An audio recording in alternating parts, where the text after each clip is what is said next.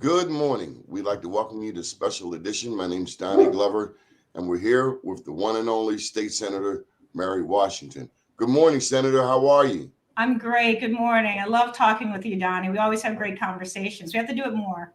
Senator, I remember when you were campaigning 15 years ago down at Eden's Lounge. Yes. It was my first race. Yeah. It was And great. you're still with it. Yeah. Got to touch this obvious news for Black women elected officials in Baltimore. It's a dark time. Yeah. And people will be pointing fingers. I mean, you're in the legislature. I imagine. Yeah. People will be from Prince George's will be prodding you. Not that Prince George's can talk. Right. But it's still a shame. I mean, for those who work hard to go to serve, I think Senator, something happens where after the 4 years or so, it's like a threshold on how much a human being can take. I think people just get burnt out or stressed out. Maybe 8 years is just long enough. Maybe that's, you did your contribution. And well, I think I'm not talking about this case in particular, but I think broadly, particularly that there are a lot of challenges to anyone who in some ways bears the weight of the world. If you're the executive of a company, you're the head of a family, so there are these times when you're presented with choices and that you just have to have a standard by which you make decisions. Right. Well, let me tell you something. And my concern with this particular case is that the allegations against Ms. Mosby, they really are concerning. And I worry about the trust that these stories like this continue to sow in the people of Baltimore and when it comes to them believing in our government. So I'm going to be watching it closely as the story unfolds. And I hope that truth in the end prevails. So my hopes and concerns for the city of Baltimore, for the state of Maryland, and as a human being, for the Mosby family. But I don't think what you say is not incorrect. That it is a challenge, and we need support to make the right decisions. So the Maryland General Assembly kicked off this week the 444th session. Yes. You are back to work. Do you get to come home every night, or are you in Annapolis? How's that working? Right. So with our COVID, everyone is different. I've always stayed down here because my meetings start very early. They start sometimes 7:30, 8 o'clock. And then I would go home on the weekends. But last year with COVID, a lot of us chose to stay down here because we're concerned about transmission with families, having family members that are at risk.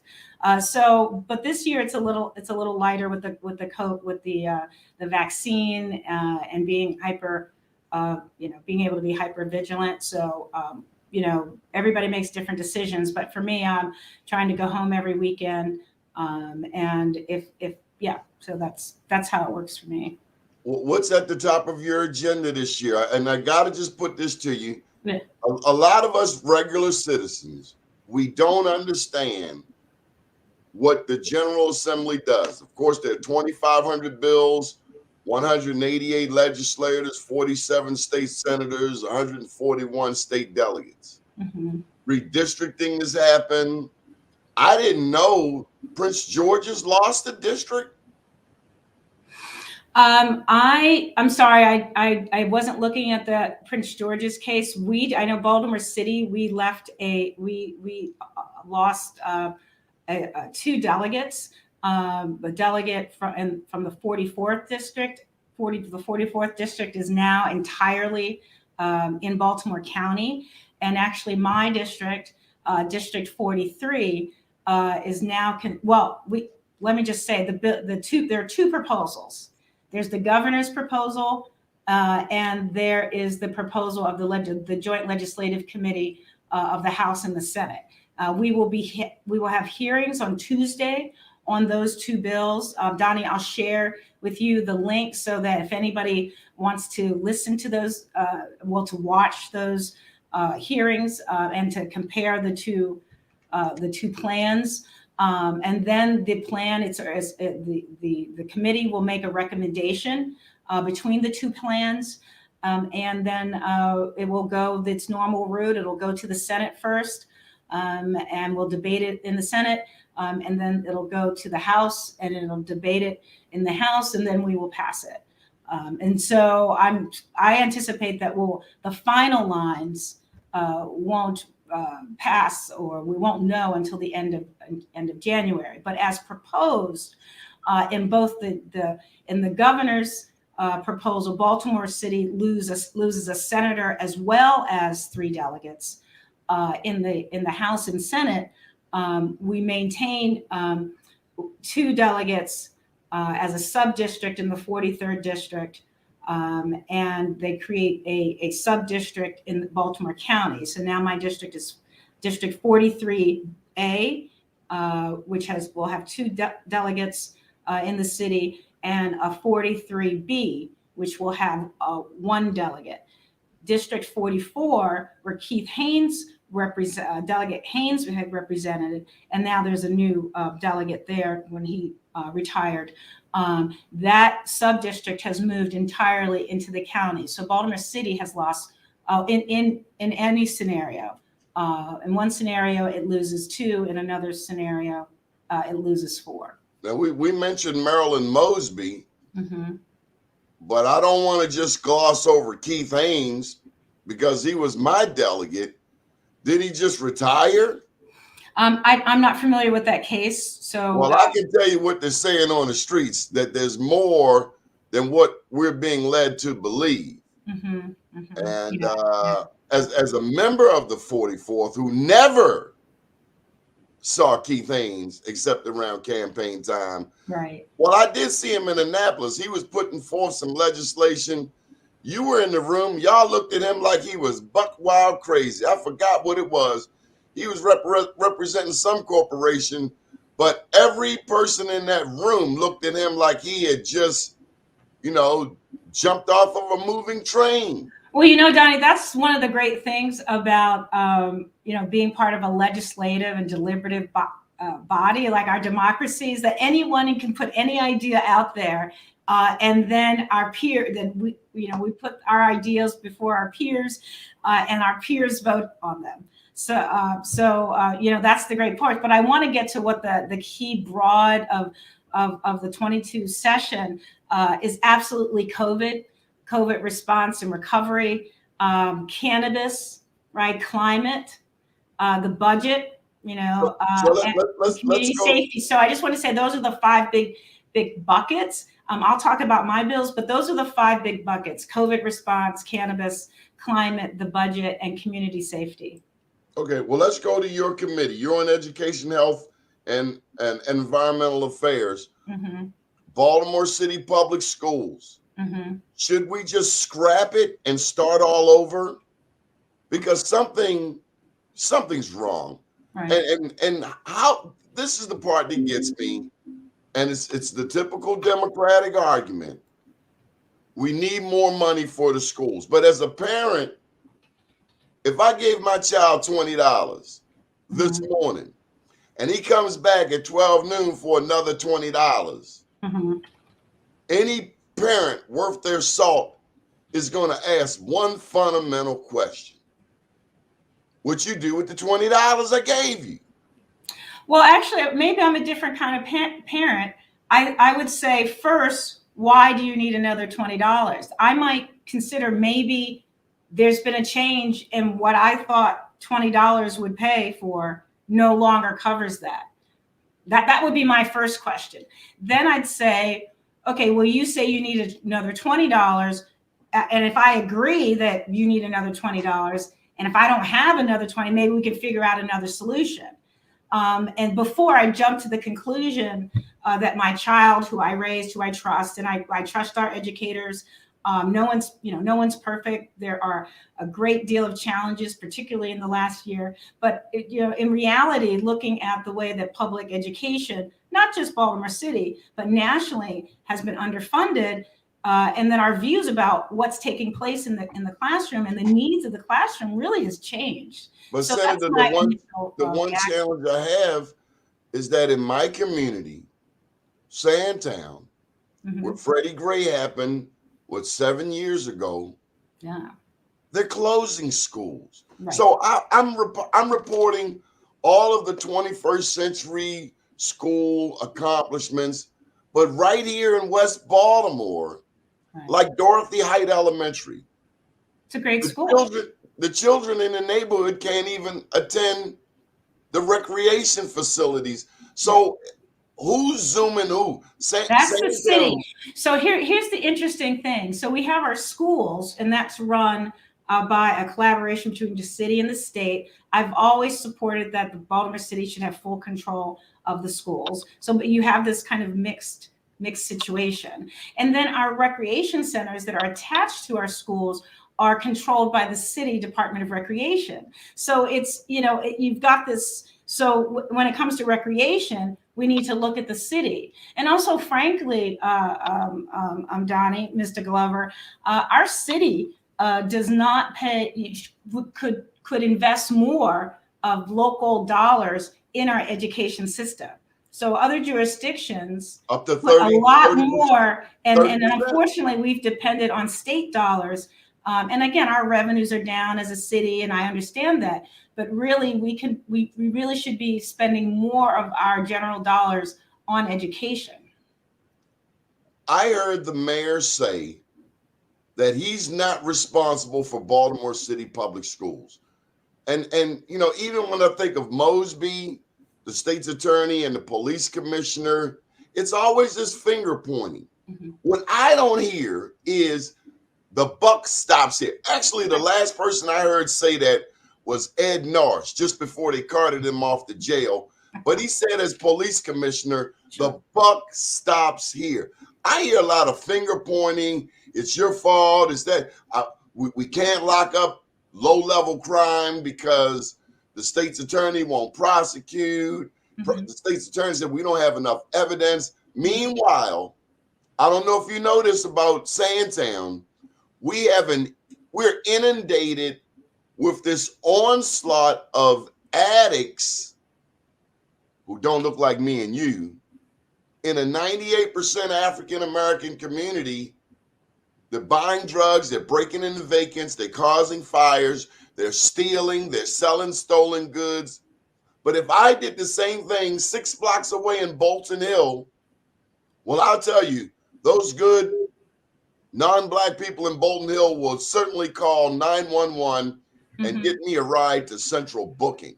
Yeah, well, I hear you. I just let me just wrap up on the blueprint for Maryland's future and education. Then we can get to the other topics. That, one of the so there's several. You're right. It's not just about money. We really do need to reconceive and look at how we are providing education. And so, one, we know that we need to get kids earlier. So we're going to expand pre-kindergarten classes. We're going to expand more education opportunities for high schoolers. We do need to provide more career opportunities and training for teachers. And I know you're going to like this, rather than, or in addition to saying importing teachers from other places, that what we really need to do is build up, people who are currently aides and doing that work in the school, providing them an opportunity to become educators, right? I do like that. And so this blueprint does have all those components and increased money for all areas across the state that have high concentrations of poverty, not just in Baltimore, but in Western Maryland. So both in Democratic areas and Republican areas, they have very similar issues when there's a high concentration of poverty. But I want to, if you don't mind, because I only have a couple of minutes, I have other meetings, and I love talking with you, but I have some bills. Well, I told you that we're going to have COVID, dealing with the Omicron virus. We want to make sure that we're supporting our healthcare workers. We're going to deal with the climate crisis, environmental justice. Black and brown communities, our Black communities, are the ones that have the dirtiest air. Where they're putting the incinerators. Where there's, where we're not really looking at ways to keep people healthy. So we're going to make sure we do that. We need to regulate and tax cannabis. Adult consumption cannabis, and put that on the ballot for people to vote on. And community safety. We know that we need to address prevention, intervention, criminal justice, and rehabilitation. And because there is a state budget surplus, we need to look at the state's fiscal health and seeing what we can do to improve key services. I have two bills that I know you would that are my bills that I'm sponsoring, and in this education realm, and it's that right now we have individuals that are taking classes, college classes. If you're incarcerated and you're taking college classes, if once you leave, it's not clear that the courses that you take are transferable to every single community college and university in the state of Maryland. So I'm putting in a bill that would have courses in prison count towards your degree. What do you think about that? Well, we had that years ago, but someone in Annapolis stopped it, which makes absolutely no sense. But I'm glad you touched that. I'm wondering if you have anything that deals with closing the fatherlessness gap. With so many people in prison, I'm suggesting to you that one of the major threats to our community is the lack of connection between incarcerated parents and their children. No one else can tell their son, don't ride that dirt bike, or you end up in this prison with me. Right. We got to get those dads who are locked up back in the lives of their children, some kind of way. Family. I absolutely agree. But you know what, Donnie, the first, in addition to making sure that there are programs and opportunities to ensure that those family relationships are maintained, we also need to make sure that we are not over incarcerating Black men, which is what is happening. And you made the point of, if you do something as a Black man, that you are going to get I'm going to jail. You're going to get a differential response than someone who is non-Black. And so we need to address that differential arrest, but also sentencing. So there's differential in sentencing. So getting on top of that, but I absolutely, support. There are programs that are working on specifically maintaining relationships and building relationships between fathers and their children. And I absolutely support those at every turn. I can answer one more question. I don't want to be late. Sure. For my meeting. Are you going to implement Senator for a Day in the 43rd District? There's some little girls and little boys that want to be Senator for a Day. We can't. In the district, the answer is yes. That's an amazing idea. Not today with COVID. I can't. We'd have to. They would not be able to follow me around right now. But I would love to. Let's work on that together. I'd love to get that. Senator Ralph Hughes. Every year he'd bring a busload of graduating seniors. Yes. From high school to Annapolis. So my first year of being a senator, I had students from Morgan and Loyola and all that, because I have a number of colleges and universities that came down for Annapolis. I have interns that have worked with my office from Morgan State University, from UMBC, from UB, from Hopkins. Loyola. So I'm very committed. I don't think we do enough to build that next generation of people to replace us. And I'm very committed to the lift as we climb philosophy. which I know you're very familiar with. I'm very committed to that. I want to invest in our young people who are running for office. I don't see them as a threat. I see it as an opportunity. And I want to lift those people up and be supportive. So I know you're the same. So that's why I always come on your show. We have different points of view on some issues, but I think we share the same values, but we have different ways to get there. And as long as we're sharing the same values, I'm willing to work with anybody. I just wanted to add that if Senator Dolores Kelly does not return to Annapolis, I'll be looking to you so that we can honor not only Senator Kelly. I saw Corey do an op-ed recently, Senator McCray do an op-ed in the Afro with his face juxtaposed to Nathaniel McFadden. So maybe when we consider McFadden and Dolores Kelly and your favorite former politician, Joan Carter Conway, we can't leave their intellectual capital on the sideline, especially. I agree. Let's work on that. Yeah. Everyone, I enjoyed this conversation. Thank you for listening. You can read and learn more about me and the work that I'm doing. You can Google SenatorMaryWashington.com. You can also go to you can Google Senator Mary Washington. You can also go to SenatorMaryWashington.com. I'm on Twitter and Instagram and still Facebook. Who you like for governor? I have to go. We'll see. I haven't gotten behind anyone yet. I'm waiting for the filing deadline, and I'm reading what people stand for. I'm looking for people that are going to center the role of Baltimore City in the future of the state of Maryland, and that's what I'm looking for. So, thank you so much. Thank you. Gotta go. Thank you. Okay, folks, we'll be back at 10 o'clock with William Honeyblue for the Black USA Morning Show. My name's Donnie Glover. Stay tuned.